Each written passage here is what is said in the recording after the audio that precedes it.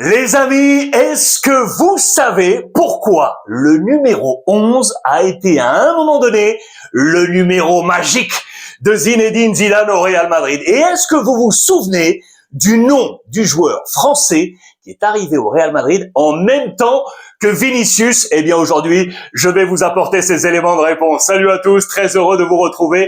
Nous sommes le vendredi 1er mai et s'il est 16h, heure française, c'est l'heure de votre Ruiz Club, votre revue de presse internationale, un parfum un peu spécial aujourd'hui car jour férié, mais je me suis dit, tiens, je vais vous proposer un petit truc. Profitons peut-être de mes archives de cette presse internationale et notamment la presse espagnole pour faire un bond dans le temps, 10 ans en arrière, mois de mai 2016 et mai 2017, pour reprendre le pouls de l'actualité et redécouvrir ces anecdotes magiques. Est-ce que vous les connaissiez, oui ou non? Je vous emmène, c'est parti, au cœur de cette presse, 10 ans en arrière, un bond dans l'histoire et tout d'abord, regardez ce visage. Qui est le coach du Real Madrid aujourd'hui? Alvaro Arbeloa, avec sa petite barbe. Eh bien, regardez-le sans la barbe. Lorsqu'il était encore joueur du Real Madrid, eh bien, en mai 2016, regardez les amis, il faisait ses adieux au Real Madrid. Regardez, je vous montre ici son parcours professionnel en tant que joueur. Il a été formé du côté de Saragosse. Il rejoint le Real Madrid en 2001 avec les U19. Il monte progressivement. Real Madrid C, Real Madrid B, équipe première en 2006 pour Alvaro Arbeloa. Et puis ensuite, il partira, été 2006, au Deportivo La Corogne. Le gros boom, c'est quand il s'en va du côté de la Première Ligue. À Liverpool, les amis, pour un peu moins de 4 millions d'euros. Il revient au Real Madrid 2 ans plus tard pour 4 millions d'euros. Et puis le jour J arrivé, le jour du départ du Real Madrid, il repart en Première Ligue, les amis. Il choisit West Ham à l'été 2016. Il est libre, mais là, cela ne se passe pas bien du tout. Quelques mois seulement, il rentre en Espagne, il rentre à Madrid et voilà cette une quelques mois plus tard où il décide de mettre terme à sa carrière. Il est temps pour moi de faire mes adieux et d'emprunter cette voie de formation pour être coach. Il est aujourd'hui le coach du Real Madrid. Rendez-vous compte que lorsqu'il était joueur avec cette petite mine, là, c'était donc il y a 10 ans, en mai 2016, les amis. Voilà pour la première anecdote. Et on en vient à ce numéro 11. C'est là que j'ai emprunté ce titre. Regardez, la une de Marca, mai 2016. Et regardez en parallèle, vous allez me voir venir, la Ligue des Champions, la grande finale 2016, entre le Real Madrid et l'Atlético Madrid. 100% madrilène. Pourquoi ce numéro 11 était un numéro magique? Eh bien, la première chose, les amis, c'est que Zinedine Zidane était le 11e coach de Florentino Pérez. À cette époque, il enchaîne 11 victoires consécutives. Il reprend 11 points au Barça en 11 matchs. Que des 11, vous l'aurez compris. Et cette Ligue des Champions est la 11e de l'histoire du Real Madrid. Rendez-vous compte la coïncidence de ces 11. Voilà pourquoi ce numéro est notamment l'un des numéros magiques de Zinedine Zidane dans l'histoire du Real Madrid. Il revient à hauteur du Barça, vous l'aurez compris, à ce moment-là, en Liga. Qui est le coach du FC Barcelone, les amis? Luis Enrique, lui qui aujourd'hui cartonne avec le Paris Saint-Germain et notamment pour la Ligue des Champions. Et on est arrivé à égalité de points dans les ultimes moments du championnat. Regardez cette dernière journée, le Real qui joue sur la pelouse du Deportivo La Corogne et le Barça sur la pelouse de Grenade. Tout peut se jouer face à face. La MSN, Messi, Suarez, Neymar, souvenez-vous, face à la BBC, Benzema, Bale, Cristiano Ronaldo, des chocs offensifs bien évidemment. La Liga va aller au Barça, les amis. Le Barça, la Liga de Lucho, double jeu, Lucho pour Luis Enrique, Lucho pour Luis Suarez, les amis, qui à ce moment-là plane sur les hauteurs de la Liga espagnole. C'est la 6e Liga du Barça en 8 ans, la 24e au total. Luis Suarez, 40 buts en championnat, les amis. Pichichi, meilleur buteur bien évidemment, et le soulier d'or européen, c'est absolument incroyable. Le Barça emmené par Messi, qui va en plus prendre la Copa del Rey. Regardez, quelques jours plus tard, il est là, le capitaine, monsieur Andrés Iniesta face au FC Séville. 2-0 pour le Barça en finale de coupe. Séville qui s'est largement consolé, car souvenez-vous, à ce moment-là, Séville flotte également sur l'Europe en Ligue Europa. Ils arrachent la Ligue Europa tous les ans, quasiment consécutivement. Victoire 3-1. Regardez, Reyes était encore là. Llorente, le grand attaquant, était là. 3-1 face à Liverpool. Séville était au top à ce moment-là de l'Europe. On en vient à cette Ligue des Champions avec Zizou et les hommes forts du Real Madrid. Le premier, les amis, Gareth Bale, qui avait, souvenez-vous, marqué ce but décisif en demi-finale face à Manchester City pour la victoire 1-0 du Real Madrid pour ouvrir les portes de cette finale. Son rêve à ce moment-là, bien évidemment, marquer un nouveau but dans cette grande finale à l'Atlético. Ça se joue à Milan, en Italie. Parenthèse mercato à ce moment-là pour le Real Madrid. Souvenez-vous, regardez cette allure. James, les amis, James Rodriguez, l'international colombien que le Real était allé chercher en 2014 après une Coupe du Monde absolument fantastique, 75 millions d'euros pour le décrocher à Monaco, qui de son côté l'avait pris au FC Porto.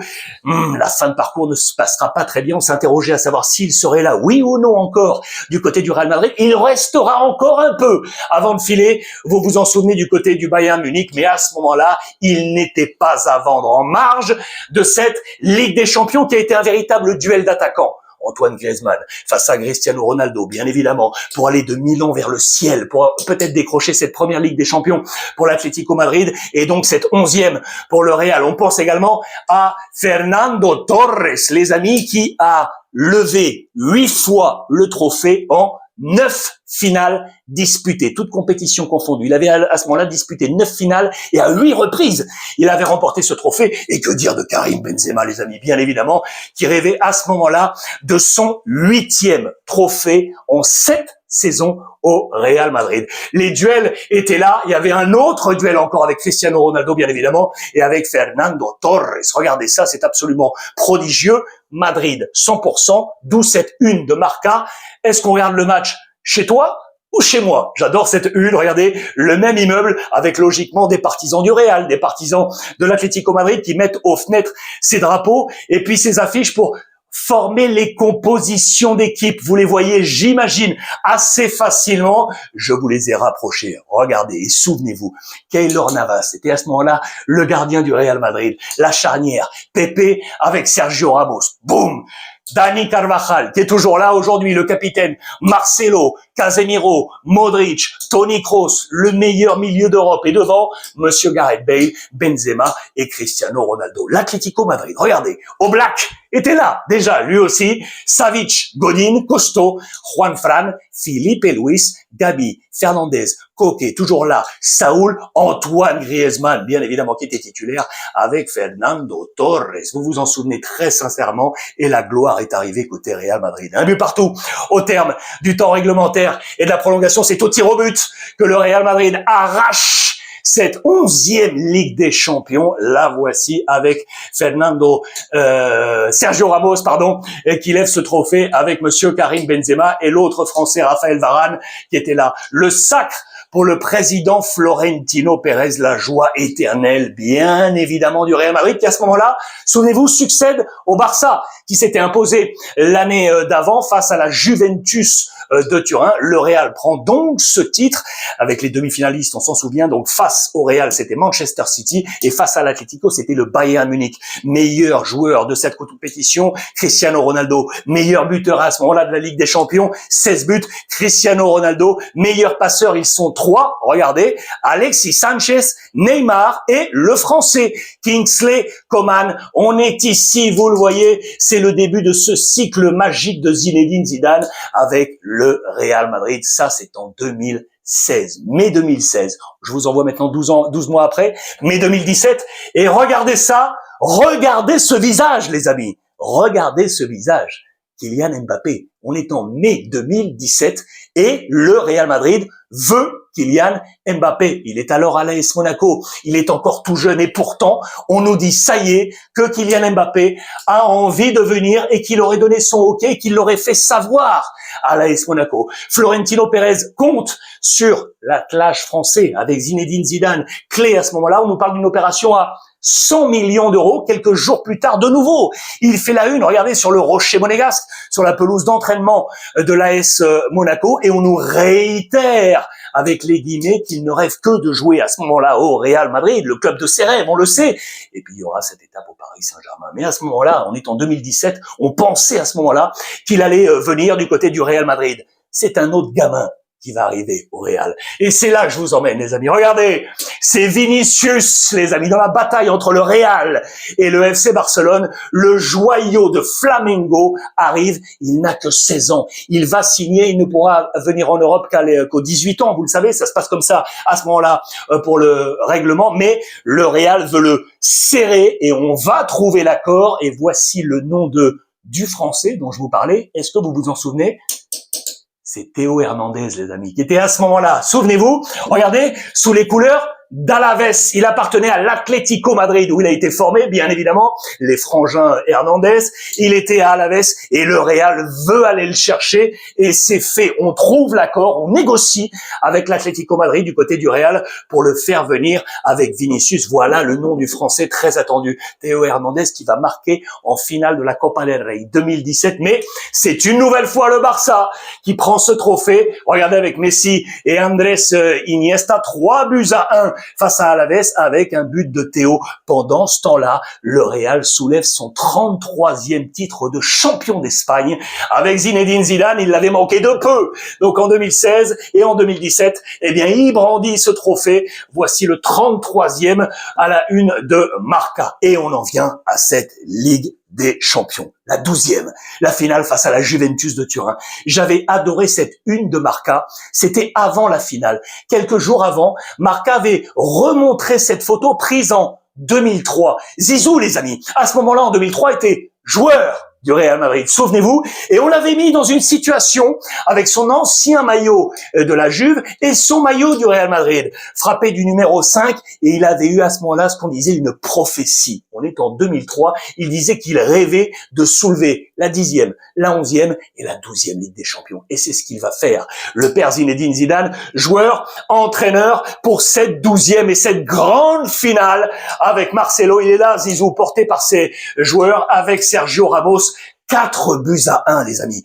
4-1 face à la Juventus de Turin, les maîtres de l'univers. À ce moment-là, avec la 12e, eh bien, le Real, souvenez-vous, égalait ses trophées. Égalait quoi? L'ancienne version de la Ligue des Champions, appelée encore Coupe d'Europe, bien évidemment, du côté de la scène européenne. Et puis le changement de trophée, quand on est passé en mode Ligue des Champions, changement de format, eh bien 6 et 6. Voilà les 12, la légende du Real Madrid. Souvenez-vous des 11 de départ. Souvenez-vous. Max Allegri, les amis, le coach actuel de Milan, était à ce moment-là le coach de la Juventus de Turin. Noir, la Juve, hein. 2 ans avant, je vous rappelle qu'ils avaient perdu la finale face au Barça. Et là, ils la perdent face au Real Madrid encore.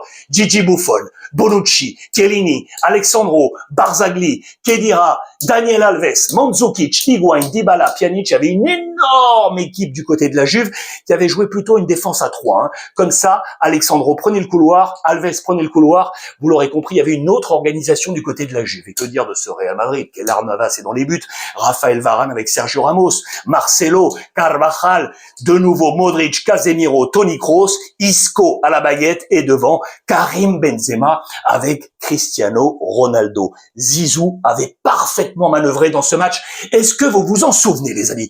Voici les notes du quotidien Marca.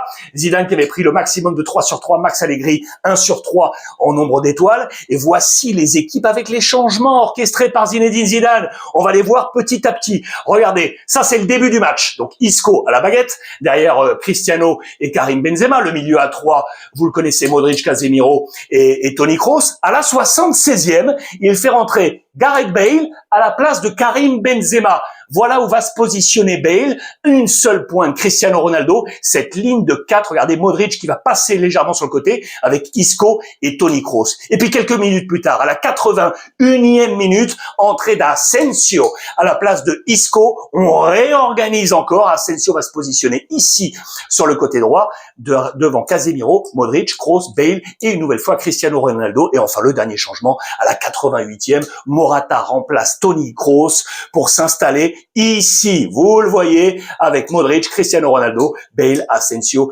et Casemiro. Absolument incroyable. Regardez les notes. 3/3 pour Casemiro, pour Kroos, pour Isco et pour Cristiano Ronaldo, les amis, qui est à ce moment-là au-dessus de tout. 10. Il a marqué 10 buts dans cette Ligue des Champions à partir des quarts de finale. 10 buts, les amis. À partir des quarts de finale, personne n'arrête à ce moment-là Cristiano Ronaldo, qui, on le dit, est MVP du match et qui se dirige vers son 5e ballon d'or, meilleur joueur de la Ligue des Champions.